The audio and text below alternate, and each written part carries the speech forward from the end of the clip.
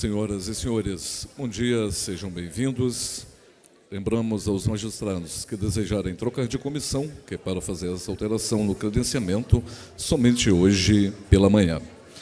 Solicitamos a todos que, por gentileza, ocupem os seus lugares no auditório e, ao fazê-lo, mantendo assim os aparelhos celulares desligados ou no silencioso. Iniciando as atividades desta manhã, teremos agora a conferência Horizonte Próximo para a Magistratura. Para compor a mesa dos convidamos Sua Excelência, o presidente da ANAMATRA, juiz do trabalho, Guilherme Guimarães Feliciano, anfitrionando o excelentíssimo senhor vice-presidente do Supremo Tribunal Federal, ministro Dias Toffoli.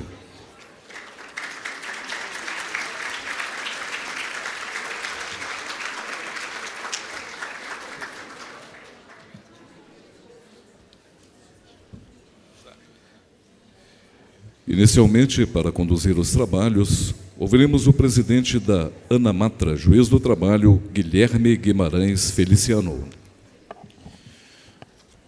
Um bom dia a todos. Eu, mais uma vez, registro aqui a minha alegria primeira de tê-los todos aqui. Sei que este auditório deve se tornar ainda mais pleno nos próximos minutos, mas já vejo aqui uma presença importante e esta é a razão de ser do CONAMAT, não é isso? Estarmos juntos, debatendo, ouvindo os nossos convidados e, neste caso, eu posso dizer a presença mais esperada deste nosso 19º Congresso Nacional dos Magistrados da Justiça do Trabalho, o ministro Dias Toffoli, vice-presidente e futuro presidente do Supremo Tribunal Federal.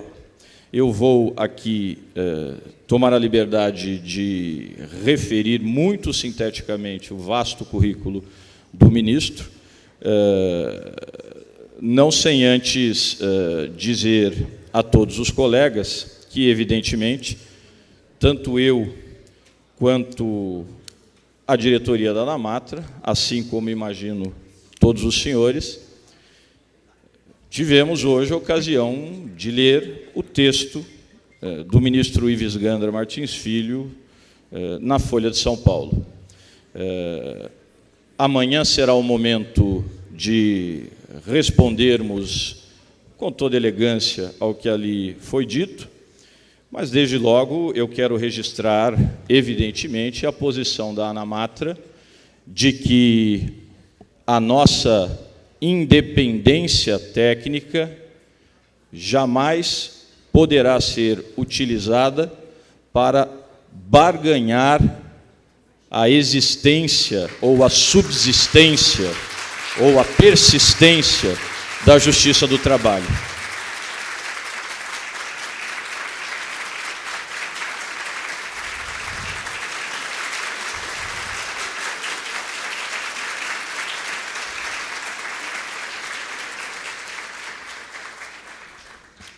Mas nós voltaremos a este tema oportunamente. Eu, então, farei aqui esta breve referência ao currículo do ministro. Eu sempre inicio esta referência porque já a fiz quando o ministro gentilmente visitou a ANAMATRA, visitou o Conselho de Representantes da ANAMATRA, os 24 presidentes das AMATRAs em Brasília. Eu lá disse que o ministro porque isto nunca passa, meu veterano na Faculdade de Direito da Universidade de São Paulo. Isso é o mais importante. É o mais importante. Não me recordo se me deu trote, quero crer que não. Mas é meu veterano. E também é um ilustre, eu diria que talvez o mais ilustre torcedor palestrino, como eu. E o Palmeiras, como os senhores sabem, ontem venceu a sua batalha, caminhando a passos firmes para a vitória final no Campeonato Brasileiro. Quem viver, verá. Meus amigos, o ministro Dias Toffoli é ministro do Supremo Tribunal Federal desde 23 de outubro de 2009, presidiu o Tribunal Superior Eleitoral, iniciando esta presidência em 13 de maio de 2014, e evidentemente também o compôs, presidiu a segunda turma do Supremo Tribunal Federal, foi também advogado-geral da União de março de 2007 a outubro de 2009 e, antes ainda, também foi advogado militante no escritório Toffoli e Rangel Advogados, isto até fevereiro de 2007. Foi presidente da primeira turma do Supremo também, ministro substituto, depois vice-presidente e, como disse, finalmente presidente do Tribunal Superior Eleitoral. Tem também conhecidas titulações acadêmicas e, acima de tudo, tem sido uma referência para todos nós, especialmente quando tem falado da nossa carreira e do nosso futuro. E exatamente porque o 19º CONAMAT vem discutir os horizontes da magistratura, na perspectiva da justiça, do trabalho e da previdência, quero crer, não haveria melhor palavra para este momento e para esta conferência solene do dia de hoje. Ministro Dias Toffoli, muito obrigado pela sua presença. É uma honra, um orgulho para a Magistratura do Trabalho tê-lo aqui no principal evento científico e político da ANAMATRA. Sinta-se na sua casa, porque está, e a palavra é sua. Muito obrigado. Eu vou falar ali, não?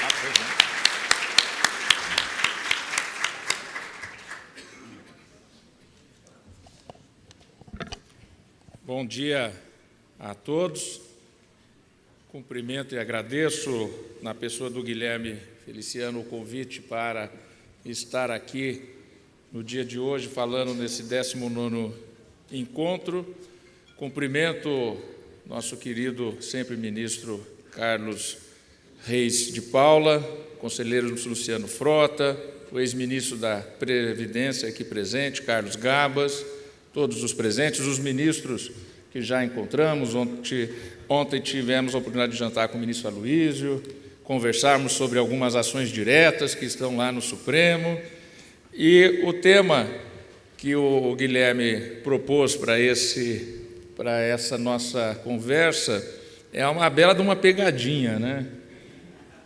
Bela de uma pegadinha. Como é que é? Horizonte próximo para a magistratura. Eu, Guilherme, sempre digo que aprendi com o Nelson Jobim que você tem que falar sobre o passado, nunca sobre o futuro, porque o juiz falar sobre o futuro é complicado, é difícil. Então, você fala um pouco sobre o futuro, sobre as suas ideias, falando do passado. E aí você passa alguns recados. Em primeiro lugar, nós estamos vivendo um momento muito difícil no nosso país. Nós estamos numa travessia das mais desafiadoras da nação brasileira. Qual a grande vantagem desse desafio? Que não é fácil. É que nós estamos num Estado democrático de direito. Só se lança nesse desafio difícil aqueles que acreditam e confiam na democracia. Soluções não democráticas podem ser muito mais fáceis mesmo para uma nação. Você não tem liberdade de expressão, você não tem como fazer um CONAMAT, você não tem como se encontrar, debater e expressar as suas ideias. Então, essa vivência da nação brasileira desde a redemocratização demonstra exatamente que a democracia ela necessita de enfrentar esses desafios E o local para resolver esses desafios é através da política. Mas todos nós sabemos que a política hoje está numa situação, parlamento, executivo, bastante difícil, em razão daquilo que todos nós temos acompanhado. Mas vou fazer como o Jobim, como aprendi com o Jobim, vou falar um pouco da história e, a partir daí, algumas reflexões do Brasil. 2 eixos, para mim, são extremamente essenciais para o que aqui vou dialogar com as senhoras e com os senhores. Primeiro eixo. No Brasil, o Estado veio antes da sociedade civil. Houve primeiro a construção do Estado e depois veio a sociedade civil. Em um país que foi formado pela mão de obra escrava sem classe média, você tinha então a oligarquia, os funcionários do Estado e os escravos. Isso fez com que, diferente de outros países, o Brasil, então, o Estado veio antes da sociedade civil. E, ao longo da história, nós vamos verificar que isso ainda tem enormes resquícios na maneira como a sociedade se comporta diante do Estado. Um outro eixo muito importante é que nós não temos uma elite nacional. Nós não temos uma elite nacional e a ida da capital, em 1960, do Rio de Janeiro para Brasília, fez com que ainda mais ficasse a nação brasileira sem uma ideia de elite nacional. Então, esses 2 eixos eu destaco às senhoras e os senhores. Não há dúvida que essa ausência de uma sociedade civil, historicamente, formando o Estado, a sociedade civil surge depois do Estado, e na ausência de uma elite nacional, a nação brasileira tem enormes dificuldades de ter um projeto nacional. É por isso que aquelas corporações, segmentos que têm transversalidade nacional têm muita força na nação brasileira. Vamos pegar alguns exemplos. Profissionais liberais, advogados, médicos, servidores públicos, magistrados, temos os mesmos interesses, do norte ao sul.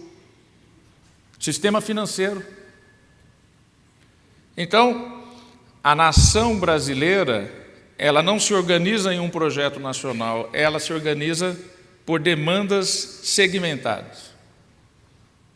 Eu não estou dizendo aqui se isso é bom ou ruim, cada qual faz a sua análise. Estou dizendo o que eu penso como realidade sociológica da nação brasileira.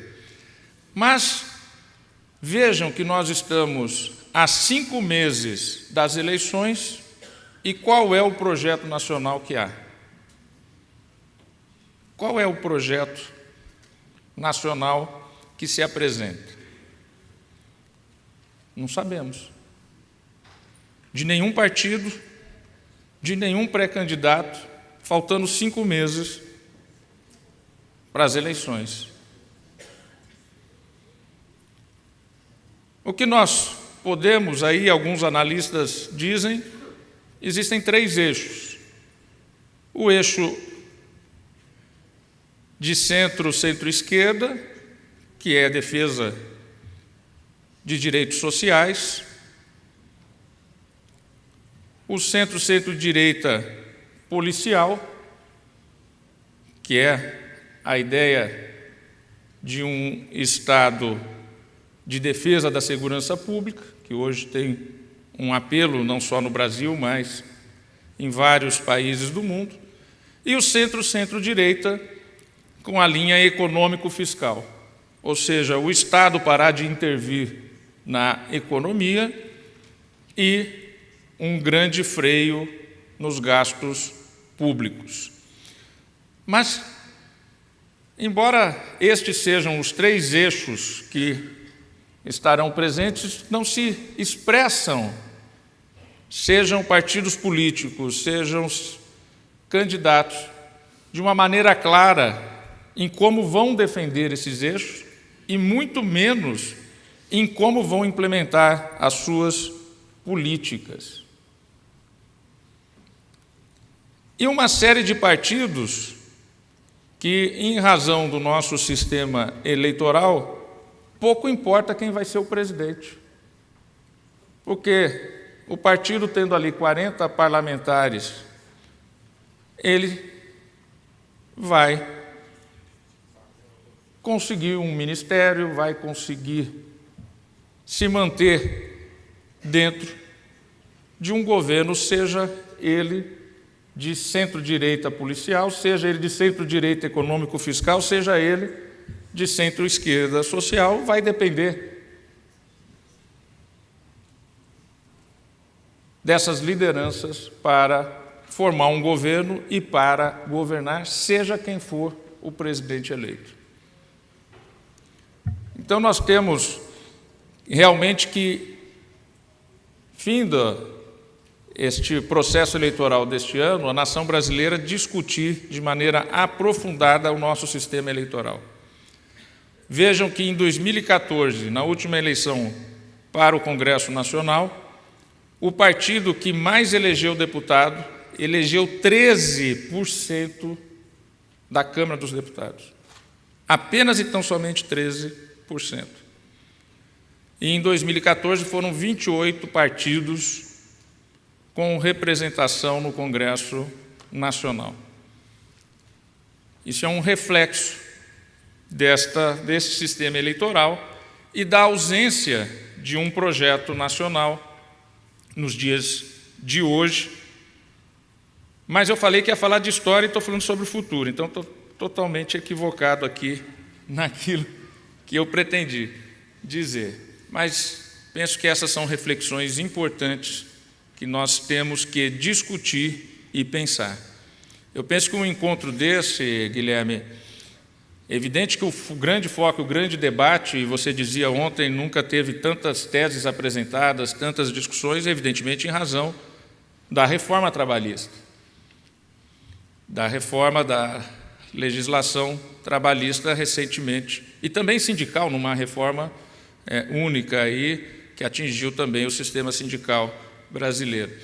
Mas é um momento também que a gente tem que discutir, a nação tem que discutir o país, e é extremamente relevante esses encontros em que pessoas dos 26 estados do Distrito Federal, de regiões distintas, de costumes distintos, se encontram para dialogar. E isso é extremamente relevante porque realmente o Brasil precisa ter uma elite nacional para, além da ideia de segmentos, nós temos que debater a nação brasileira. Governar o Brasil não é fácil. Eu gosto de lembrar, primeiro, a nossa primeira Constituinte de 1823 foi fechada.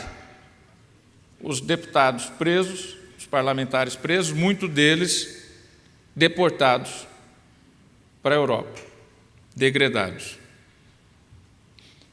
Nosso primeiro Congresso independente foi fechado. O nosso primeiro imperador abdicou. O nosso segundo imperador foi deposto, exilado e morreu no exílio sem nunca mais voltar para o Brasil. O nosso primeiro presidente da República, ele renunciou. Precisa continuar? Precisa continuar? Então, o Brasil é um país extremamente complexo, se manteve unido em razão da figura da monarquia, para não se dividir como a América Espanhola, fundado No quê? Num acordo de elites regionais, não de uma elite nacional, acordo de elites regionais que queriam manter a monocultura exportadora, conforme a sua região, a monocultura da sua região, exportadora baseada na mão de obra escrava. E, em troca disso, o imperador governava a nação como sendo o garante dessas elites locais. Mas vamos lá, senão eu vou ficar falando muito aqui, eu vou então seguir o roteiro para não me perder no tempo. E o que nós, magistrados, temos a ver com tudo isso? O que nós temos com toda essa situação? Na época da Constituição de 1824, era expresso que o poder moderador estava nas mãos do imperador. E também exercia um pouco deste poder o Conselho de Estado. O Brasil se organiza em 1824 no modelo francês. Modelo francês de uma monarquia com Conselho de Estado e um parlamento bicameral e uma magistratura apenas e tão somente naquele modelo clássico francês, sendo a boca da lei, la bouche de la loi, a boca da lei. O magistrado apenas e tão somente aplicando, sendo o aplicador do direito nos casos que eram levados ao seu julgamento. A República muda esse modelo para o modelo norte-americano, criando uma Suprema Corte, que é o Supremo Tribunal Federal, em 1890, e criando o controle difuso de constitucionalidade, que é um poder tremendo. Vejam, no Brasil somos mais de 18 mil juízes. Mais de 18 mil juízes. Todos com o poder de declarar uma lei, mesmo uma lei aprovada à unanimidade pela Câmara, à unanimidade pelo Senado, sancionado por um presidente da República com mais de 50 milhões de votos, e um único de nós pode simplesmente dizer que essa lei não é aplicável. É muito poder. É muito poder. Nós, então, introduzimos no Brasil republicano o sistema de controle difuso de constitucionalidade e depois esse modelo vai se aperfeiçoando a partir da Constituição de 34, com a representação de intervenção, e depois, com a emenda 16 à Constituição de 46 em 1965, com a representação de inconstitucionalidade até chegar ao nosso modelo atual, que, como todos nós sabemos, um modelo que copiou tanto o modelo norte-americano como introduziu uma espécie de corte constitucional, mas dentro do próprio sistema judicial, e daí a quantidade de demandas que chegam ao Supremo, seja pela via indireta, seja pela via direta. E vejam que conversei com vários colegas aqui, a expectativa pela decisão do Supremo em relação às reformas na área do direito do trabalho e o quanto isso, enquanto não se decide, isso trava, inclusive os próprios advogados, sejam de reclamantes, sejam de reclamados, sejam daqueles que atuam para empresas ou para trabalhadores, aguardando essa definição. E os números de queda de ações trabalhistas demonstram essa cautela na expectativa de uma decisão. E isso vai muito ao encontro de algo que eu vou destacar, que é, hoje no Brasil, a ideia de que tudo tem que ter um carimbo de trânsito em julgado para valer. Toda essa expectativa de que se tenha uma decisão final, e essa decisão final tem que ser do Supremo, e a questão transitar em julgado. Mas vamos lá. Quando se criou o Supremo Tribunal Federal, o seu primeiro presidente tinha nascido em 1819, o Brasil era colônia ainda. Então, o que nós tivemos? O Supremo foi idealizado para ser o substituto do poder moderador, para ser o árbitro da Federação Brasileira. E é por isso que se introduz no Judiciário o controle de constitucionalidade. Por quê? Porque com a autonomia que se deu às antigas províncias, passando elas a legislarem, e pelo modelo de 1891, inclusive em matéria processual, processual penal, processual civil, você teria que ter um órgão que defenderia a unidade da federação contra as legislações locais que extrapolassem ou que demonstrassem uma disformidade com o desenho de uma nação unida. E daí, então, a introdução do controle de constitucionalidade e uma Suprema Corte para fazer o papel moderador entre os poderes, entre as unidades da federação. E o fato é que o Supremo Tribunal Federal, embora tenha criado a famosa doutrina do habeas corpus, introduzindo dentro do habeas corpus o modelo do mandado de segurança, que depois se automatiza em 1926 e diante, e passamos então a ter o instrumento do mandado de segurança. Apesar destes casos, mas o fato é que o Supremo, quando foi criado, ele não conseguiu se estabelecer. Por quê? Porque era uma corte nova, com ministros do Ancien Regime. Todos eles, inicialmente, eram pessoas vindas do antigo Supremo Tribunal de Justiça da Constituição de 1824.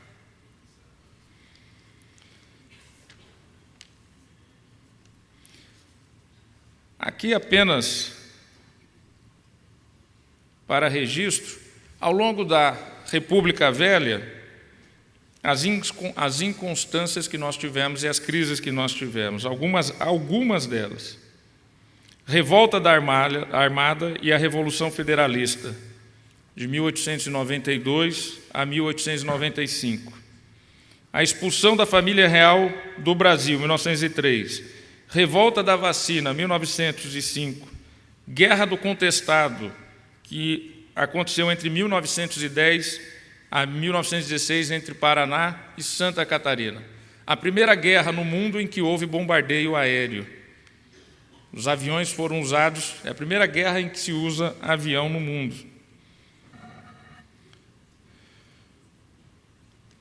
Em todos esses casos tiveram algum julgamento na Suprema Corte.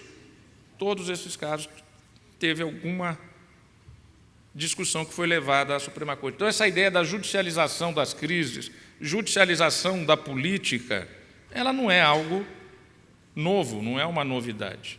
E também não é uma coisa só do Brasil, como nós vamos aqui anotar. E nesse período todo, de 13 presidentes da República, 5 decretaram estado de sítio. Arthur Bernardes governou praticamente 3 anos e meio sob estado de sítio, bombardeou a cidade de São Paulo, que na época, em 1924, tinha 350 mil habitantes, todos se retiraram da cidade. Durante um mês, a cidade foi tomada por tenentistas e as tropas federais fizeram o cerco da cidade, até que eles fugissem para Bauru. De Bauru foram para Foz do Iguaçu, onde encontraram com Prestes, e ali se iniciou a coluna Prestes em 1924 até 1927. Depois vem 30, 32, 37, 45. Em 50, a eleição de Getúlio, que é contestada na Justiça Eleitoral, porque ele teve só 33% dos votos. e a UDN, então, alegava que ele tinha que ter maioria absoluta. Isso foi para a Justiça, foi para o TSE, foi para o Supremo da época. Depois o suicídio, depois a crise do impeachment de Café Filho, General Lott, posse ou não posse de Juscelino Kubitschek. 1960, Jânio Quadros é eleito, renuncia, 61. A reforma para o parlamentarismo, depois 64. Nesse período todo, quem foi o grande árbitro das crises nacionais? Foi menos a Justiça e mais os militares. Em todos esses momentos, nós vamos verificar uma concorrência para ser o árbitro da nação entre magistratura e os militares. E como Hélio Silva diz em seu livro sobre o golpe de 64, que em 64 os militares, ao ficarem no poder, eles cometeram um equívoco, porque antes eles intervinham e saíam, então tinha a função de árbitro. E ao ficarem no poder e ao não saírem do poder, em 64, eles acabam por se deslegitimarem como o poder moderador da nação brasileira. E o judiciário, até a Constituição de 88, então, como é que ficava nessa sua função de árbitro, de poder moderador? Eu vou aqui citar as palavras do Werneck Viana na sua obra Corpo e Alma da Magistratura Brasileira, no qual ele analisou, em uma pesquisa bastante ampla, feita há mais de 20 anos atrás pela MB, e a MB parece que está refazendo essa pesquisa com ele agora. Diz o Werneck Viana nessa obra da década de 90, a respeito de um judiciário anterior à Constituição de 88. O poder judiciário foi mantido na estufa pelo regime autoritário, limitando-se à sua função tradicional de arbitragem e resolução de conflitos individuais. Dos conflitos individuais. Ou seja, o famoso juiz que aplica a lei ao caso concreto e nada mais do que isso. Eu também gosto de lembrar um Roda Viva em que o Plínio Marcos, o famoso dramaturgo maldito, nascido em Santos, São Paulo, ele foi a um Roda Viva em 1987, logo depois de ter ido falar numa subcomissão da Constituinte a respeito de cultura. E aí, então,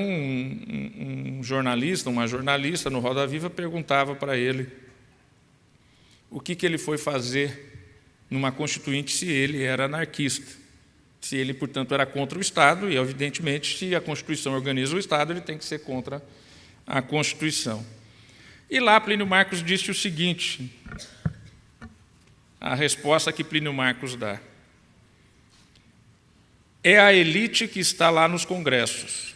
Qualquer hora nos ameaçam com a invasão dos militares de novo.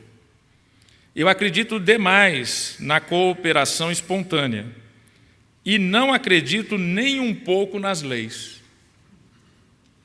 Mesmo que haja lei, você precisa de alguém para garantir que se mantenha essa lei. Esse alguém, disse Plínio Marcos, é a polícia. E a polícia está aí para defender quem tem contra quem não tem. Portanto, eu não acredito nesta política que está aí mesmo.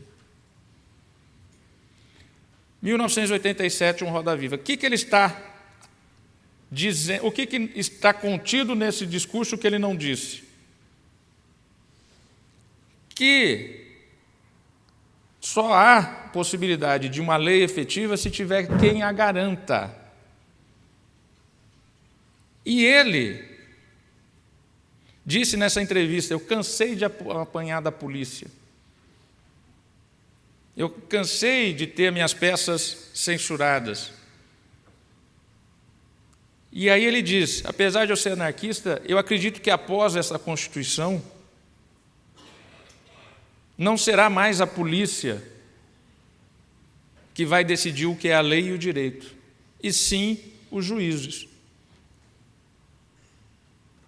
E o juiz tem uma vantagem: pelo menos ele não bate. Pelo menos ele não bate. E vejam que interessante essa fala. Só tem sentido ter direito se tiver quem garanta. E quem garante os direitos?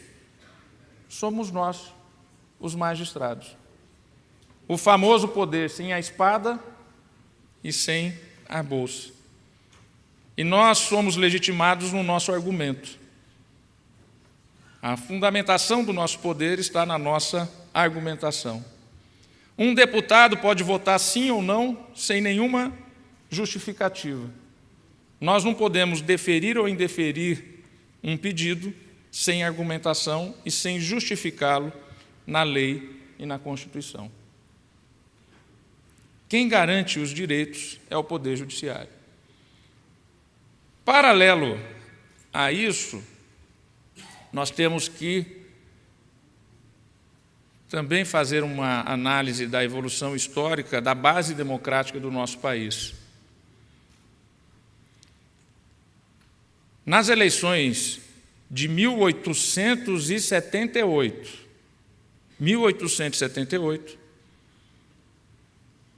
13% da população brasileira votava. 13% da população brasileira votava. Mesmo com aquele chamado voto censitário, que tinha que demonstrar renda, mesmo os escravos não votando porque não eram cidadãos, e mesmo as mulheres não votando. Só o Código Eleitoral em 32 é que deu direito de voto formalmente às mulheres. Embora a Justiça já tinha garantido candidatas na Paraíba, em 1926, e alguns direitos a algumas mulheres serem eleitoras antes do Código, pelo Poder Judiciário. Mas mesmo com tudo isso, 13% da população votava. Por quê? Algo que é pouco dito. A Constituição de 1824 e a legislação do Império, até 1881, não vedava o voto do analfabeto.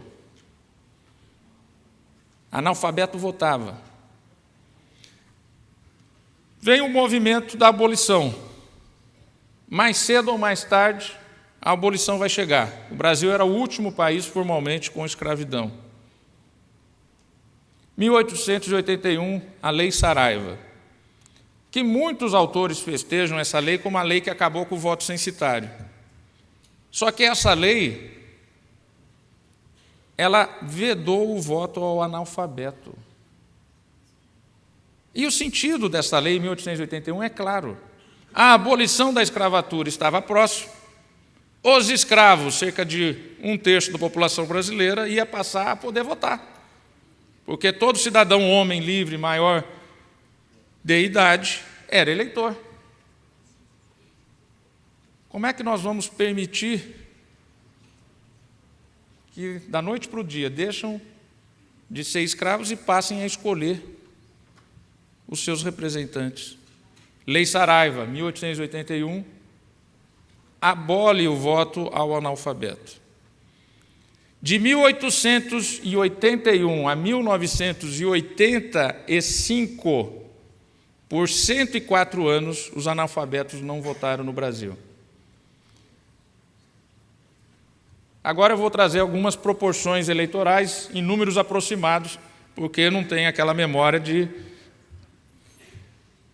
Aproximadamente, em 1878, quando analfabeto votava, 13% da população brasileira votou. Esse número só é alcançado de novo em 1945.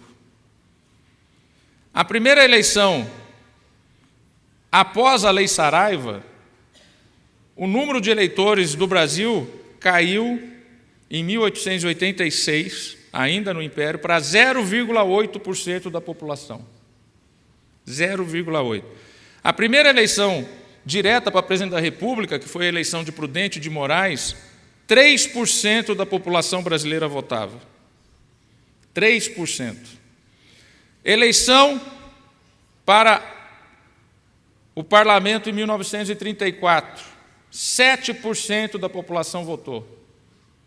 Eleição de 1945, a redemocratização depois do Estado Novo, 13% da população brasileira votava, e aí já com as mulheres votando, desde 32 com as mulheres votando, mas os analfabetos não.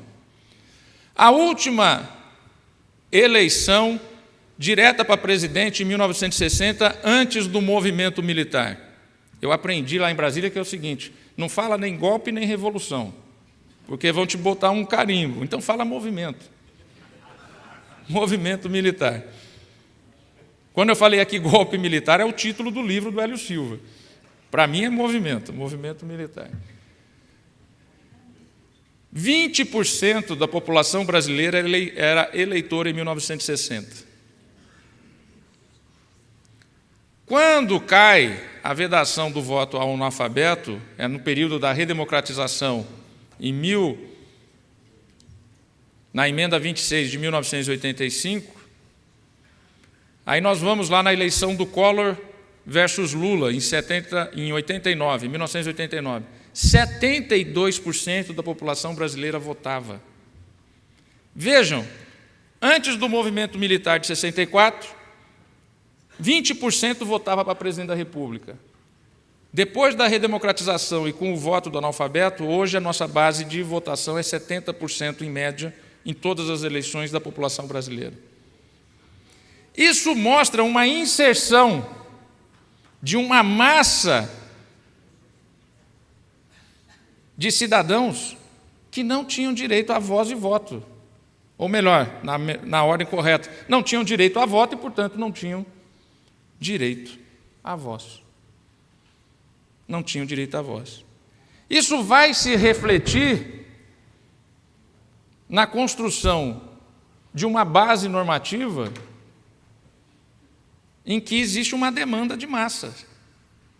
Numa base normativa, elegendo-se pessoas que vêm das classes baixas, e não só da classe média ou da oligarquia. E isso abala as estruturas de poder. E isso, durante o processo da Constituinte, quando o país passou por um momento de extrema sede de direitos, de querência, de garantias, e o processo constituinte foi muito rico nesse sentido, e a distensão se deu com a incorporação desses direitos, e como diz o Jobim, muitas vezes fazendo referência à lei, vai regular isso, a lei vai regular, para distensionar, então joga para a lei. A gente coloca aqui o direito e joga para a lei. E durante o processo constituinte, o que se refletia? Eu já tive a oportunidade de escrever isso em artigos, e essa minha posição deflui da convivência com pessoas que acompanharam o processo constituinte, das várias matizes, mas principalmente operadores do direito. O que se via no processo constituinte de então? Estamos colocando uma série de direitos na Constituição. E aí a pergunta do Plínio Marcos: quem vai garantir esses direitos? A Justiça? Mas nós vimos aqui a Justiça, essa Justiça que só julga caso concreto, relações individuais.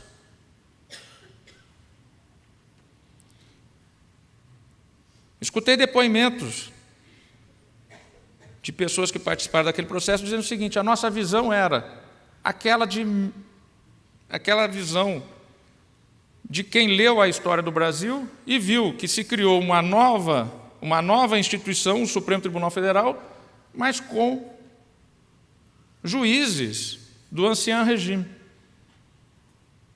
Então era necessário o quê? Nós vamos ter uma nova Constituição com uma série de direitos e garantias, mas com um Supremo e com um Judiciário do passado, que não tem cultura para fazer a efetividade desses direitos.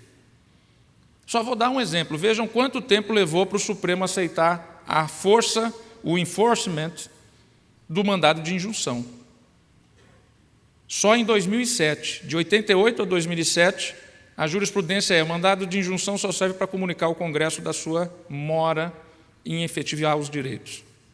19 anos levou para o Supremo Tribunal Federal dar um enforcement ao mandado de injunção. Então, aquela ideia, nós vamos ter um modelo novo, uma Constituição nova, mas com um judiciário antigo e com um Supremo que foi nomeado pelo movimento militar. Não tem cultura para fazer a efetividade desses direitos. Então, nós temos que criar 2 mecanismos extremamente relevantes. Primeiro, um institucional, que é dar ao Ministério Público uma autonomia de ser praticamente o 4º poder. Daí surge este modelo de Ministério Público que não existe paralelo em nenhum outro país do mundo.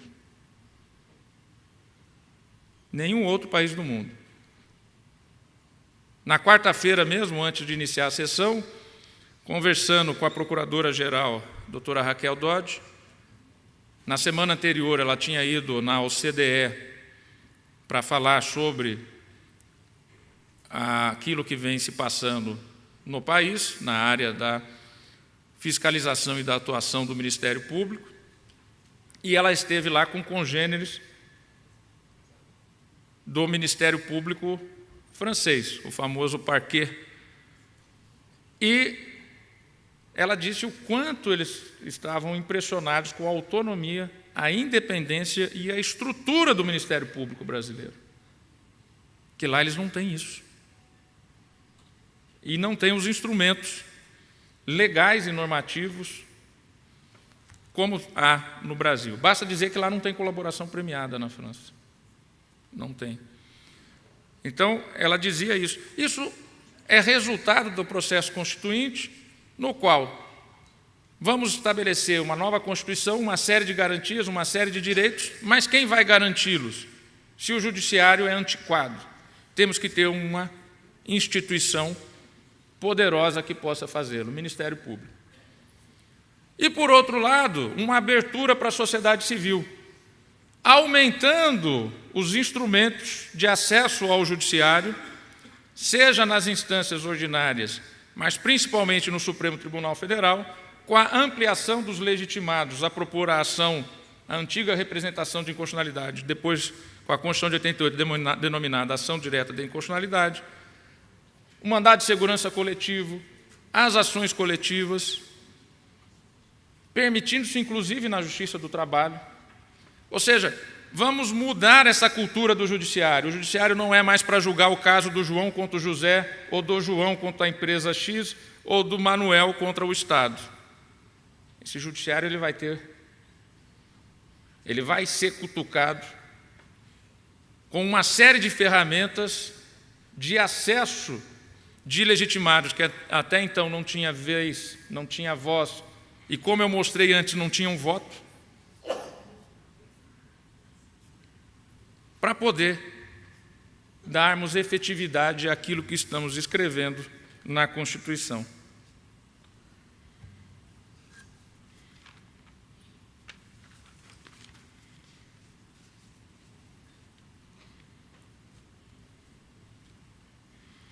Então, eu digo aqui, o fato é que as demandas políticas, sociais, e hoje nós podemos dizer culturais, das minorias em geral, desaguaram em um poder judiciário até então inibido ao longo de décadas e que foi inesperadamente alçado à posição estratégica de árbitro efetivo entre os outros 2 poderes e responsável, em um certo sentido, pela inscrição na esfera pública pela inscrição na esfera pública dos novos atores sociais trazidos pelo processo de redemocratização. Com a renovação dos membros do Supremo Tribunal Federal, nós vamos vendo uma nova cultura em relação aos instrumentos. Já citei aqui o mandado de injunção, mas tantos outros instrumentos que foram introduzidos pela Constituição de 88. E essa cultura vai, então, e o Judiciário vai assumindo aquele papel na figura do Supremo Tribunal Federal, para o qual ele foi criado em 1890, de ser o árbitro da nação brasileira, o árbitro da federação, o resolvedor dos conflitos entre os poderes e entre o conflito entre os Estados. Basta lembrar aqui no conflito entre os Estados a guerra fiscal. A guerra fiscal, a quantidade de ações diretas em relação a normas e leis que dão benefícios fiscais. E aí eu digo que esse fenômeno não é exclusivo do Brasil. Essa sede de direitos e garantias não é exclusiva do Brasil. Até porque essa base democrática, ela não é só no Brasil que se amplia, é no mundo todo. No início da década de 70, só tinham 37 países que tinham escolhas diretas dos seus governantes. Hoje, segundo a Economist, obviamente que em graus de democracia ampla ou democracia restrita, mas são mais de 150 países. Então vejam, essa questão da incorporação da base democrática, da voz ao cidadão, se espraia mundialmente. E aí isso se reflete em leis. E ao se refletir em leis, volto no Plínio Marcos, quem as garantirá?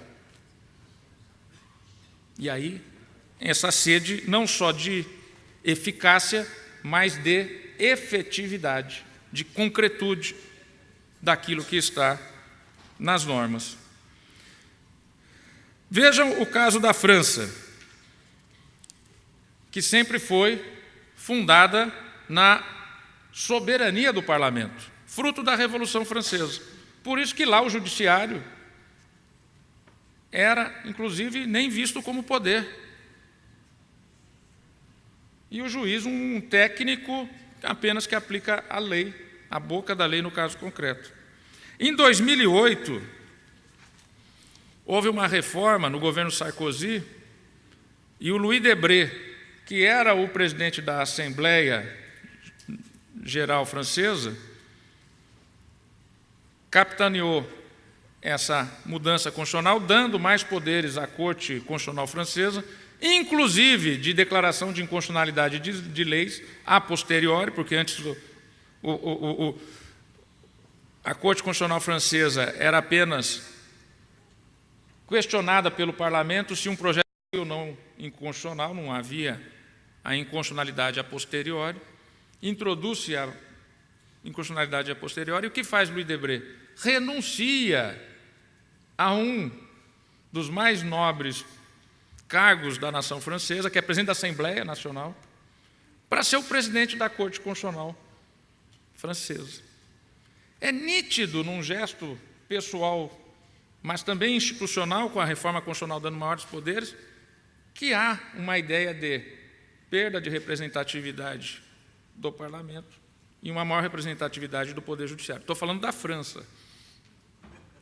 Falando da França.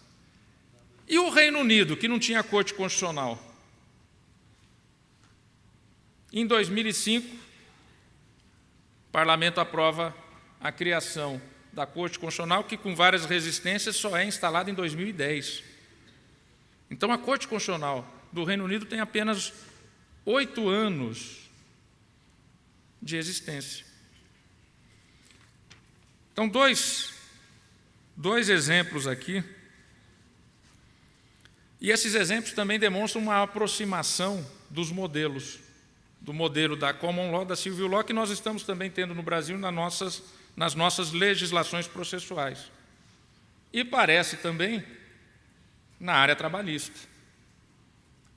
Muito da reforma trabalhista tem esse modelo de uma flexibilização das relações de trabalho, de emprego, num modelo mais anglo-saxão do que no modelo da cultura tradicional de um direito fundado na Civil Law. Pois bem, essa mudança de posicionamento de estatura do Poder Judiciário, que não é mais um Poder Judiciário que só julga o caso concreto, mas um Poder Judiciário que define os grandes conflitos da sociedade, na busca de efetividade dos direitos, fez com que, nas palavras de Werneck Viana, o Judiciário saiu daquela estufa que o inibiu por décadas e conquistou o seu espaço na sociedade e na vida cotidiana do cidadão, passando a atuar constantemente no primeiro plano da vida pública. Werneck escreveu isso em 1997, 21 anos atrás. Isso ainda não era perceptível na mente de cada um de nós. Ele já percebia em 97 essa mudança, até através da pesquisa que foi feita pela MB, essa mudança de cultura no Poder Judiciário. Vai ser muito curioso ver agora a nova fotografia que ele vai analisar da magistratura brasileira, no Corpo e Alma da Magistratura 2. Então vejam, 1997, hoje isso é muito mais perceptível, isso é muito mais, como dizem, né, por aí, hoje a população às vezes sabe mais o nome dos ministros do Supremo do que a escalação da seleção brasileira. Eu sou muito melhor de futebol do que qualquer um que está lá, isso não tem dúvida. Um pouquinho fora de forma, né? Mas, vamos lá, deixa eu voltar aqui para o roteiro.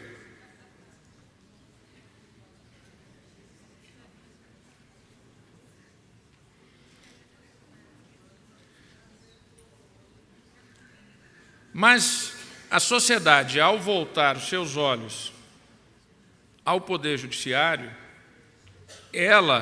a sociedade, nós vemos isso nas discussões que estão no dia a dia na imprensa. Teve um dia, Carlos Alberto, que assistindo o Jornal Nacional, 4 blocos do Jornal Nacional foram sobre o Supremo Tribunal Federal. E casos diferentes. 4 blocos. De 6 blocos do Jornal Nacional, 4 falando de decisões do Supremo. Uma mídia que alcança 60 milhões de pessoas. Então, veja, isso está dentro do lar de todo cidadão brasileiro, TV aberta. E é evidente que a sociedade, então, passa a olhar, bom, é ali que, então, eu tenho que resolver os meus problemas. E a sociedade vai cada vez mais cobrar de nós 3 coisas que são fundamentais hoje na gestão, seja na gestão privada, seja na gestão pública, mas principalmente na gestão pública, que é eficácia. Nós temos que ser eficiência, nós temos que ser eficientes. Nós temos que dar conta dessa demanda. Temos que ser eficientes. Temos que decidir com qualidade e com presteza. Nós temos que ter transparência. Transparência. Nós temos que mostrar como nós somos, como nós decidimos, quais são os nossos argumentos. E vejam que aí, nessa transparência, tem inclusive uma mudança da linguagem, uma linguagem cada vez menos hermética. É curioso falar isso, né? Usando a palavra hermética. uma contradição, um paradoxo. Temos que ser menos herméticos. Mas isso, eu ri bastante quando eu vi uma entrevista na televisão de um desses comentaristas, exatamente, mas aquela linguagem deles é muito hermética, eles têm que ser mais claros. Estão criticando, mas usando na TV aberta um palavreado que não é do domínio da maior parte da nossa população. E um terceiro ponto, que é uma palavra inglesa que é difícil de traduzir todos os significados dela com uma tradução, por exemplo, sobre responsabilidade ou responsabilização.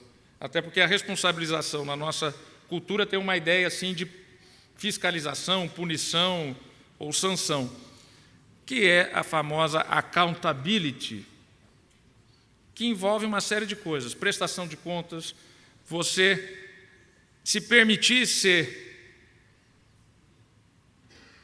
criticado, ser fiscalizado. Então, são esses três eixos que a sociedade nos cobrará no horizonte próximo da magistratura, ou mesmo no horizonte já presente. Eficiência, transparência e accountability. Essa necessidade de nós prestarmos contas e ter uma relação aberta com a sociedade, com o jurisdicionado, com os segmentos da sociedade. Essa é a magistratura que vai vingar. Se nós não formos eficientes, se nós não formos transparentes, e se nós não nos deixarmos ser cobrados, fiscalizados e responsabilizados, a sociedade não verá na magistratura brasileira as esperanças que ela tem e que ela tem o direito de ter em relação ao Poder Judiciário brasileiro. Então, isso é muito importante a todos nós magistrados. Nós temos que nos acostumar com as cobranças, nós temos que nos acostumar com as críticas, e mais do que isso, antes que elas venham, nós temos que tomar iniciativa. Eficiência, transparência e responsabilização.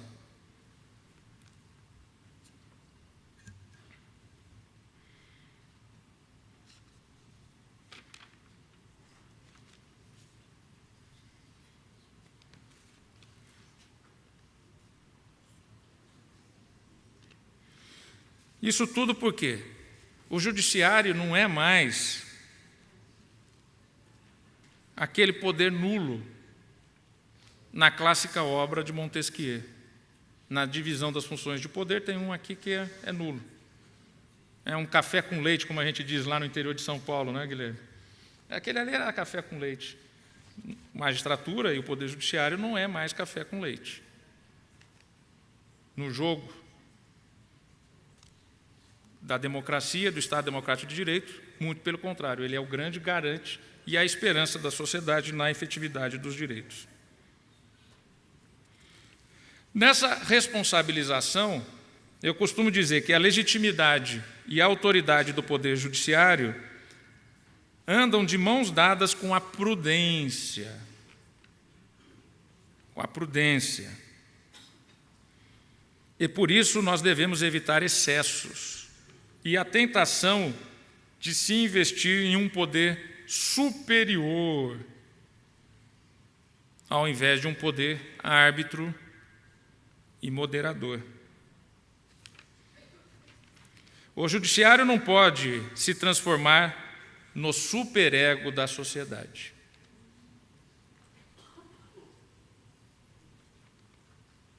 Nós temos virtudes morais e somos superiores aos outros, e nós temos uma autoridade por conta dessa superioridade moral. Não é nisso que se funda o nosso poder. O nosso poder se funda na argumentação, e na argumentação que para em pé. Se funda na coerência das nossas decisões. E não se engane as senhoras e senhores magistrados aqui. Com a informatização e com a inteligência artificial, aquele juiz que eventualmente aplica a lei de um jeito para A e for aplicar aquela mesma lei para B de outro jeito, vai ser pego. Vai ser pego. Porque a autoridade nossa está no nosso argumento e na nossa coerência. Não que um juiz não possa mudar de posição, ou como se diz lá no Supremo, os antigos, evoluir. Mas ele tem que justificar. E se ele mudou de posição, a partir daquela mudança, ele tem que aplicar aquela nova posição a todos os casos similares.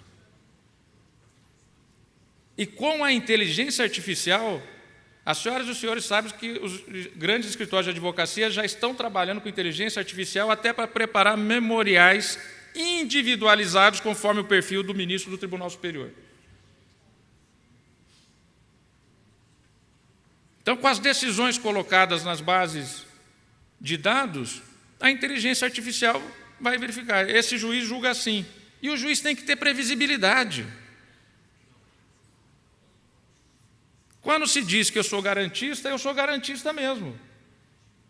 É uma posição filosófica jurídica conhecida e que eu adoto na matéria penal. Mas eu tenho que ser garantista para todo mundo. Tenho que ter coerência com as minhas posições. Eu não posso ser garantista para A e não garantista para B. Com a mesma base fática. Não posso. E cada vez mais esses sistemas de controle e de responsabilização nós vamos estar sujeitos, nós temos que estar preparados para isso. E a nossa resposta é a nossa coerência, a nossa argumentação, a nossa fundamentação. Quando mudar de posição ou evoluir, justificá-la e aplicá-la de maneira igual para todos.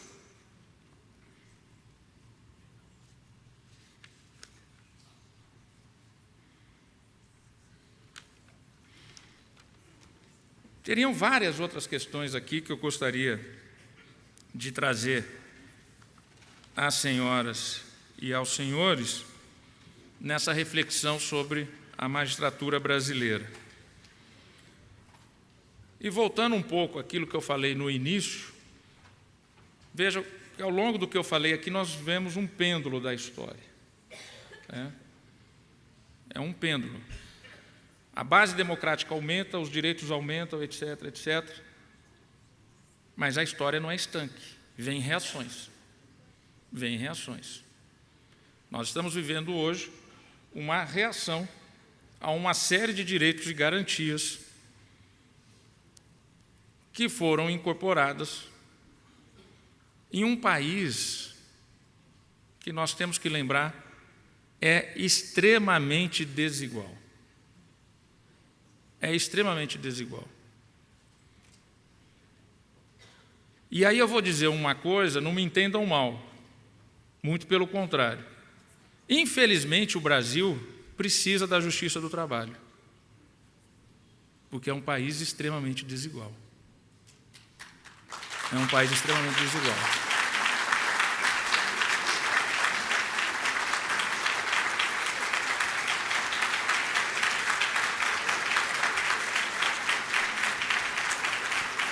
Eu digo, infelizmente, todos entenderam o porquê. Gostaríamos que não fosse necessário. Ontem, eu fui ao meu dentista, e ele é uma pessoa extremamente culta e conhecedor, leitor de história, adora filosofia. A única pessoa que eu conheço que leu aquele livro da Marilena Chauí, que tem 2 volumes para comentar a obra de Spinoza. A obra de Spinoza tem 60 páginas. A Marilena Chauí fez uma de 2.000 páginas para explicar Spinoza. Ele leu, é uma pessoa muito culta. E aí ele falando dessa situação do Brasil, é aquela conversa bacana, né, que você fica lá de boca aberta, lá, ele cheio de coisa na sua... Ele vai falando, você...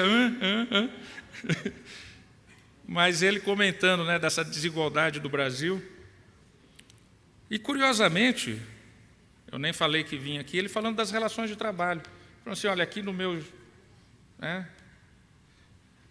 meu consultório todo mundo ganha bem, etc. Tal. Ele falando de um amigo dele, um grande produtor rural, reclamando com ele que hoje em dia ninguém quer trabalhar nesse país. Estava precisando levar gente lá para a fazenda esse final de semana, não conseguia arrumar ninguém. Aí ele perguntou para esse amigo, quanto você dá de diária? Quanto você ofereceu de diária?